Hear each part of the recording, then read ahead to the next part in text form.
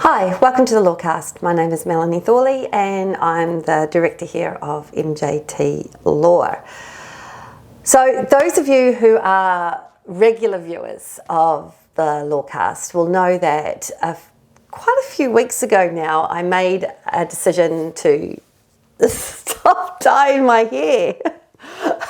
And there was this I mentioned that, we'll see how it plays out. So it's been, a few months and my hair's grown out. I guess it helps that I'm already, light hair coloured, so on and so forth. So yes, I am slowly going grey, everyone. I am not aging before your eyes. Now, I promised a couple of weeks ago that I'd bring a couple of cases to the table, and I found one that's kind of bizarre. In this case, we've got two workers who work at a nightclub who had a dinner, and one of them disclosed the salary of a worker that wasn't at the dinner. Now, so we got Ms. Scotstoun disclosed Ms. Holden's new salary rate to Ms. McLeod on Thursday, the 2nd of February, 2023. Now, apparently, Ms. McLeod was not aware that Ms. Holden didn't authorise Ms. Scotstoun to discuss her salary. So we've got Scotstoun, Holden and McLeod. Scotstoun was the one that talked about the salary. It was Holden's salary, and she was talking to McLeod. Now, McLeod didn't know that Scotstoun wasn't given authorization by the employee. But what's really weird about this is that the evidence showed that Scotstoun didn't know that she oughtn't be talking about somebody else's salary without their consent.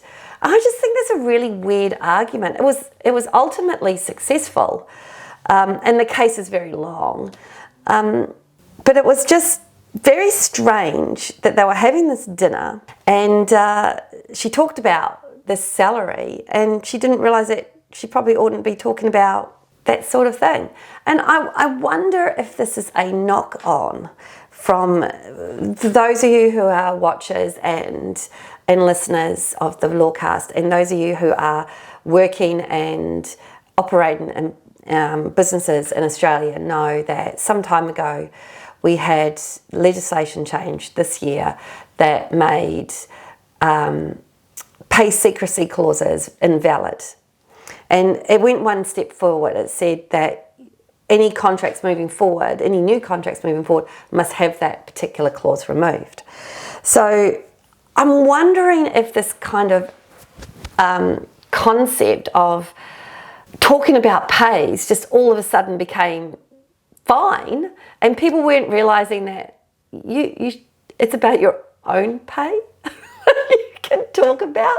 It's not about somebody else's pay, unless it's already public knowledge, I guess. But it was just really strange, because what happened was they were all these two people were at dinner, and there was this jibber jabber, and they'd been friends for some time. This woman had already got access to, because she knew the pay rates because she was in that role, and she just talked about it. She got fired for it, filed an unfair dismissal, and basically claimed that she had no knowledge that it was wrong. And the commission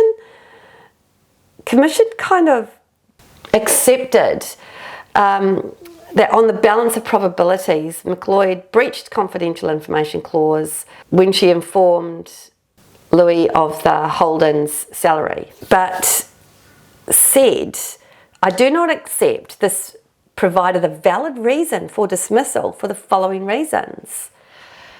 McLeod didn't engage in willful and deliberate breach of her employment contract. She was under the impression that Ms. Holden had voluntarily informed her of her new salary rate, and it was not unreasonable given they were all friends and clearly discussing their pay, at least at some degree during the dinner on this 31st of January. And McLeod didn't understand that Ms. Holden's new salary constituted confidential information that she wasn't allowed to discuss. And there was no evidence that the club provided training about this reasonably complicated legal issue. I mean, is it though? Is it a reasonably complicated legal issue? Should we be talking about other people's salaries with each other? I don't know. I think when we think about morals, which is obviously not a legal thing necessarily, we think about secrets and secret keepers and whether it is somebody else's secret to tell. And in this situation, is salary a secret? Confidential information has a legal term. And whose secret is it to tell? It's really interesting. I would say that many unique clauses in an employment contract, for instance, you might enter into an employment arrangement with somebody and they've specifically asked for a particular thing to enter into that employment. It's an inducement or a award or some type of thing to say, yeah, I'm going to totally take on board this contract. I've got this new thing and I know nobody else has got it. It might be a bonus scheme. It might be a retention payment. It might be a pony. I don't know, but it's something in the contract. But it's yours and yours alone. You've negotiated that, or the employer-employee have negotiated that, and it's unique to that particular individual. Well, I can understand how something like that, you wouldn't want to get out, because then quite frankly, everyone would ask for it. And the answer is no. You can't have it. You didn't negotiate it. And I get that in my consults from time to time. But somebody else got this. And I just have to say, well, yeah, somebody else got that. That's not a factor in your particular case. So in this case, are we saying that a point like pay, which now isn't a secret, still is confidential information because it's confidential to the person's contract, and it's up to them to disclose that that pay is there and not for somebody else to look over their shoulder, say, and disclose it on their behalf. It's not their secret to tell. So I'm kind of really interested in this one. In the end, the Commission decided that it wasn't, that the dismissal was too harsh. There wasn't a valid reason, I should say, for the dismissal, and in a sense, it was, because they didn't know these things, and then it goes to the next question. Sorry for rambling on a little bit, but this case brings up a whole pile of questions for me. I don't know, I didn't read how big this business was, but let's say it's a small business. Let's say there's 5 employees. Let's say they're all hanging out together, and this is, and they're all out doing all sorts of things together all the time, because that's what happens in small business. Well, the other thing that the Commissioner said was, did they have a policy or training on this? Who was it? I think it was Gummo, maybe? Chief Justice Gummo? Oh, don't send me 100,000 emails telling me I got this wrong. But one of our High Court justices years ago said, what are we to do? Are we to put a sign up for every tiny little space that could be dangerous? There'd be signs everywhere for absolutely everything. So no, you do not need a sign to say dangerous cliff. And I kind of feel that way about this one. How do you make a policy for everything? You can't. You simply can't. You cannot foresee. And I was asked the question by an employer a little while ago, where it was a discrimination claim, and the employee is claiming discrimination, and one of the reasons is that they made a decision it's alleged that they made a decision to reduce their hours and then go casual. It's a small business, really small business. They were the only manager in the store, And the employer said, well, you can't be manager then if you're going to do that. And they're claiming part of that decision is discriminatory. And one of the questions I got was, should we have a policy for this? And I'm like, how could you possibly have a policy for that? It's obscure for a start. And it seems like a sensible thing to be happening. A casual employee on reduced hours can't manage a store when they used to work full time. It's just, the logistics is not going to work. So why have a policy on that? Why have training on that? How would you possibly come up with the scenario that was actually going to happen in order to foresee that and put something in place? And I kind of feel the same way about this. How do you have a policy to stop other people talking about your pay when you didn't tell them you could? You would think that was self-evident.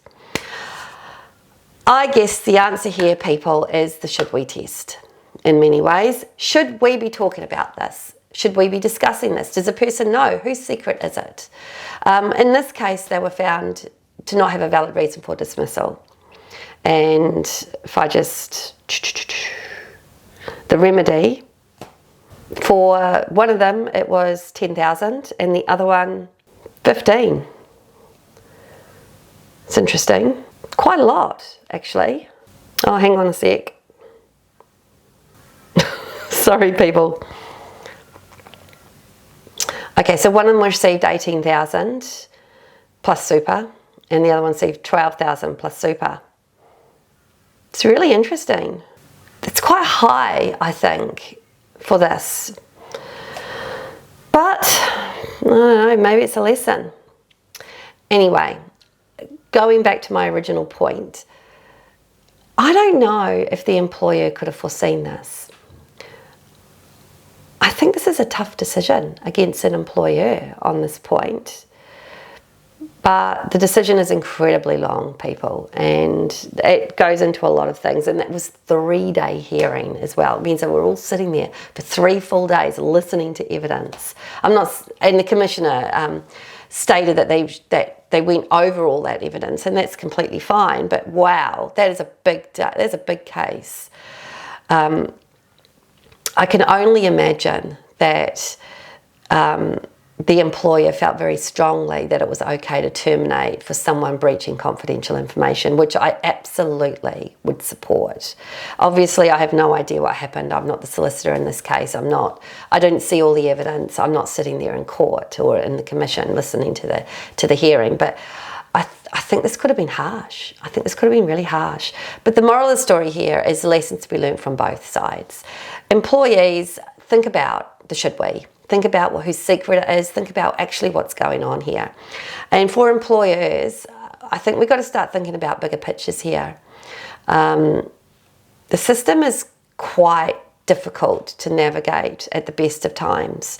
And I wonder if there could have been a solution that could have been put to the table, and I don't know if there was because I wasn't involved in this case, where the outcome would have been cheaper for the employer as well. In this case, there was a $25,000, basically $25,000 awarded to the parties altogether, $30,000 awarded to the parties altogether. I wonder what they were offered and what they took eventually, whether this was far greater than the offers that were made or far less than the offers that were made. Some people feel very strongly they're entitled to this 6 months pay that's at maximum, but I very, very rarely see that. A couple of times a year, maybe. I hope everyone has enjoyed this case. It's a bit of a weird one, disclosing somebody else's pay when we've got these pay secrecy laws out there, and we've got people jibber-jabbing all the time as friends, in this sort of situation. But I think the moral of the story is employees should be very, very careful about what's going on and what they're disclosing about other employees, even to their friends. And the second thing is employers, I think there's a big picture here we need to start thinking about. For a start, we have a commissioner saying, why the hell wasn't there a policy on this? Well, how can you write everything? I think this is a tough decision against them. I hope everyone has a great fortnight, and thank you for listening and watching the Lawcast.